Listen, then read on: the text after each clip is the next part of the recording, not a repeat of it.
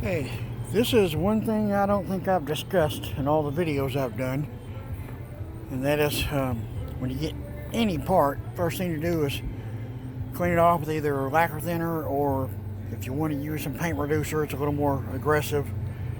I don't suggest doing it on something that's been painted because you don't know if it's going to wrinkle the paint up, but if you're going to take the paint off, then it doesn't matter. But this is a new fender, so for that aspect of it is here. I've already wiped off part of this and taken one of the decals off. I'm working on getting the next one off here, and I usually take the rag and get it wet with some slow reducer. Just let it lay on top of there. It kind of helps soften the glue up, and I can get it off there easier, and then you don't have to fight with all that sticky, gluey mess later. But as you can see from the lint left everywhere, I've already kind of lightly wiped over this once. These areas here, like there's something there where they left something on it, they primed it. So that is one of the things about, I guess, from getting a fender that is a second. There's little bitty things like this, and that's really nothing to worry about. You're going to sand it, prime it anyway. But the main reason why I was doing this part of the video is you can see how dirty and grimy that is. And I wiped over it with this rag, and you can see that's all the grease and oil and everything that's on this thing. And I'm just assuming they spray a light coating of oil over these to keep them protected while they're shipping. We'll see how easy this comes off here. So I haven't had that soaking on there very long.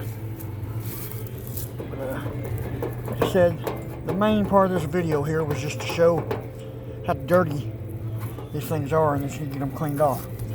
And see there how I'm peeling that sticker off? All that paper and glue sticks there. If you want to, you can go ahead and peel the paper off, and that exposes the paper. This top part's got like a wax coating on there. But once you get that off of there, the glue will soak, or the urethane reducer will soak through the glue easier. And get it off. You can wipe it off there. And you can see how clean it comes afterwards. So that'll save you from fighting to have to get all that glue off. Some people will take a DA with some 120 grit or 80 grit or whatever and just start buzzing away trying to get all the sticker off there. And I mean, if you're asking me, it's kind of half a dozen, 1/6 or another. If you want to spend the time sanding it and doing that, and then having a big, complete bare metal spot that you got to put extra primer on, or if you want to spend a little money on some lacquer thinner or wax grease remover or paint reducer, that's what I'm using here, is a slow paint reducer, because it didn't take very much. I'm thinking, I don't know, probably 3 or 4 ounces there to soak that rag, possibly a little more. But I just keep soaking it, rub it around, wipe it. Something else you can also do instead of using your fingernails, you get a Bondo spreader. Now I'll scrape some of this off of here. But that's typically just the purpose of this video, just to show you how dirty these things are. And you need to make sure you get all that off of there before you start sanding. Because if you don't, you're sanding, you're pushing all that oil and grease down into the pores of the primer. And the primer is porous. Epoxy is porous to an extent, but not near as porous as a primer is. There's e-coating. So you need to get all that off there before you ever start working on it. That way you don't have problems with fish eyes, paint not adhering, or primer not adhering, all this and that. And if you run into areas like I have here where there was something on there, I don't know what it was, some black crusty looking stuff. But it looks like it may just be in that area. There's nothing up there. But get those things off and then just sand them, feather edge them a little bit. And I put epoxy on this inside here first. Or if you don't have epoxy and you just want to use the HP 5311 primer from Tamco, put that on it and let it flash off about an hour or so. And then it's right about in this area here, I believe, on the Duster, where that plastic piece goes that keeps all the mud and crap from being slung up on the door jambs. You want to put a piece of paper, tape it across here and cover that up, and just spray your undercoating from there all the way into here. And you also want to tape around this hole here. You don't want the undercoating built up around that, because your light, the bolts there, you know, they won't snug down. You know, again, that's a matter of preference. I mean, if you want to, you know, spray it on there, and you don't have to worry about it, but it's going to make a little bit extra thickness there, and sometimes they can build up towards an 1/8 of an inch thick. And I know Mopar puts it thicker than that, because there were places I know where it was 3/8 of an inch thick inside them quarter panels where I had to grind it all off. But like I said, get your epoxy or the HP 5311 on here. And the epoxy's got a flash. Check with Tammy Miller. I'm kind of new to this product. I'm thinking 24 hours before you put anything on it, because you want to make sure all the solvents come out of there.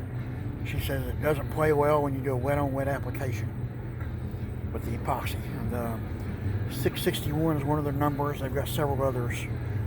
There's different colors, just like with the primers here. But anyway, and it's kind of a hard area to get, but up in there, you want to make sure you get up in that area, because if you got your paint gun and you're spraying just right down in here, you're going to hit here, and you're not going to get up in that area good. So you're probably going to get your paint gun in a circular pattern, come down here kind of low. You're going to get back a distance away, that way you don't get any big runs in it. Just try to spray up in there light coats until you get it all covered good. Because if you don't, that will be one area that it starts to rust over the years. And yes, it could take 20, 30 years, because that's what's happened to this car up here. You know, things like that start rusting in areas. But also, you want to make sure you sand up in there good and get all that covered good in all these areas.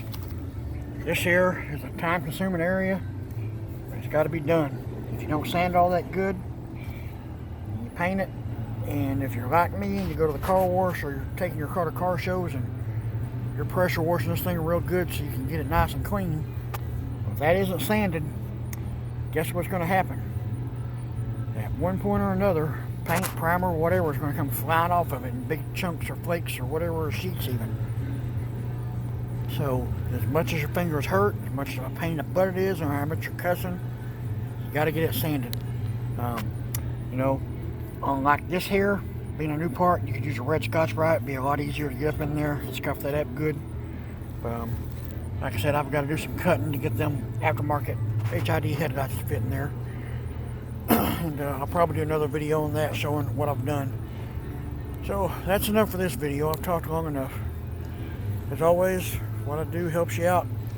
Like the video, subscribe to the channel, and share with your friends. Appreciate it.